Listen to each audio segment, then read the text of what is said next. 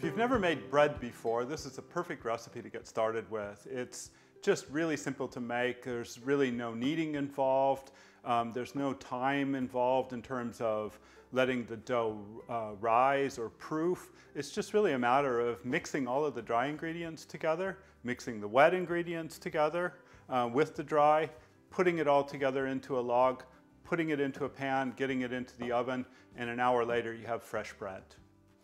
This recipe is a traditional Irish soda bread, and those are normally made with buttermilk. What makes the OMS version a little bit different is what we've done here is we've used rice milk, and we've just added a little touch of vinegar to create that sour, which is going to react with the baking soda. The other ingredients that we're using here is just normal flour. We're going to use a whole wheat flour as well, just to add some nutrients to it.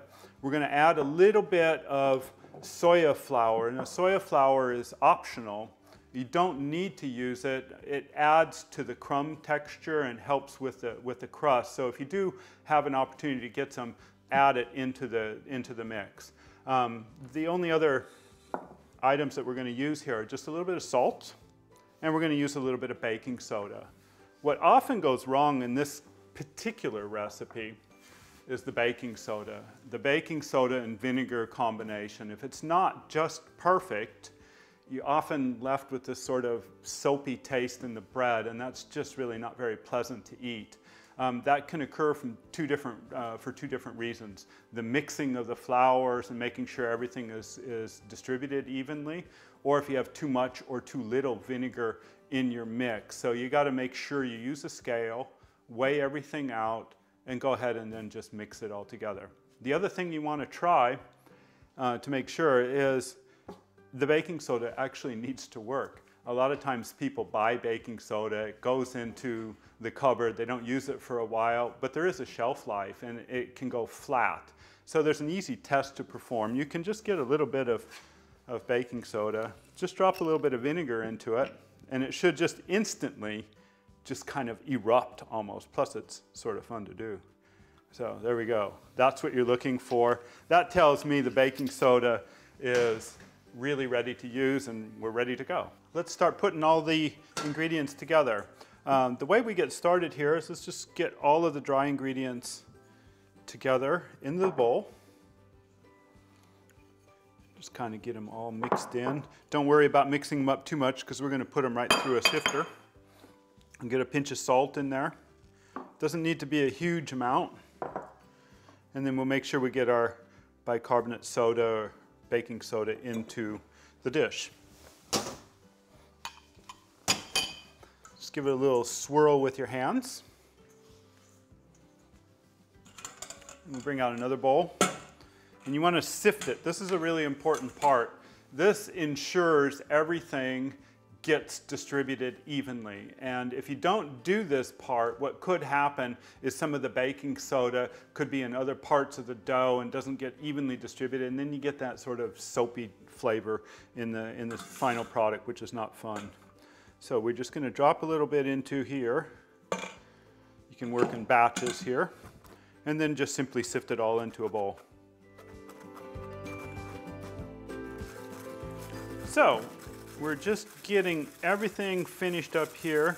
Now, at the end of the sifting, there's going to be little chunks of salt if you're using, you know, sort of a thicker sea salt. Don't worry too much about that. Just go ahead and dump that in. We'll get rid of our bowl here. Create like a little well right into the center of the bowl. And now it's just a matter of getting all of your wet ingredients right into the dry ingredients. Just pour it right in there. And go ahead and just mix it easily. Now there's no need to work this dough very hard. You're not trying to create like a gluten structure and making a normal bread. It's just a matter of getting everything mixed up nicely.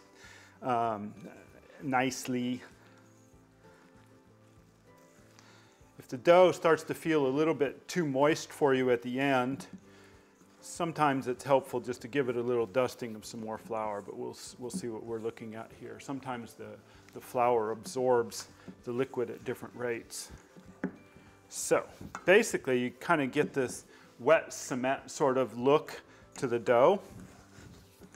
And that's what you're looking for. So this feels a little bit wet to me, so what I'm going to do is I'm just going to give it a little bit of flour here on the surface. Pop a little bit right here on the dough. And we're just going to bring everything out of the bowl. Just put it right on here.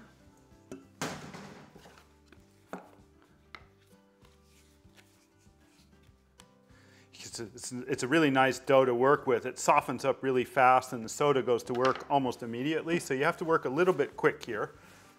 We're just going to knead it maybe about 30 seconds or so, and that's about it. It's just really just to smoothen out the dough. That's all we're looking for.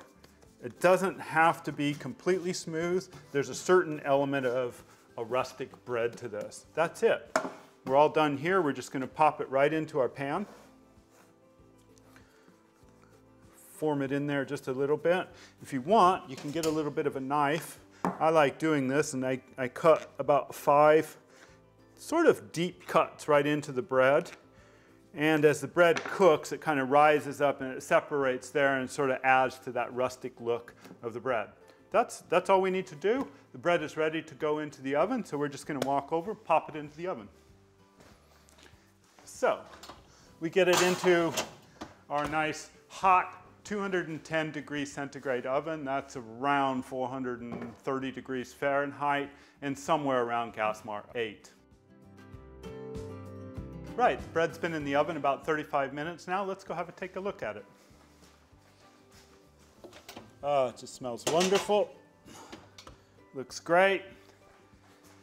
What we're really looking for here is a nice firm crust. It really should have a sort of a hollow sound when you pop it out. So let's just have a quick look here. Oh, it just looks wonderful. One of the great advantages of making your own bread is the aroma afterwards. It just fills the house, smells great, it's very inviting. Let's just have a look. With soda bread, you don't have to let the bread rest before cutting into it. You can really pretty much cut right into it. Let's just get a piece out. Ah, it just smells nice. Looks really great. Ah, it's wonderful. A lot of people just like using this bread to put their favorite topping on it, whether it's honey or a little bit of jam. Sometimes I put a little bit of smoked salmon on it. But really, you know, in the end, I just like to just eat it.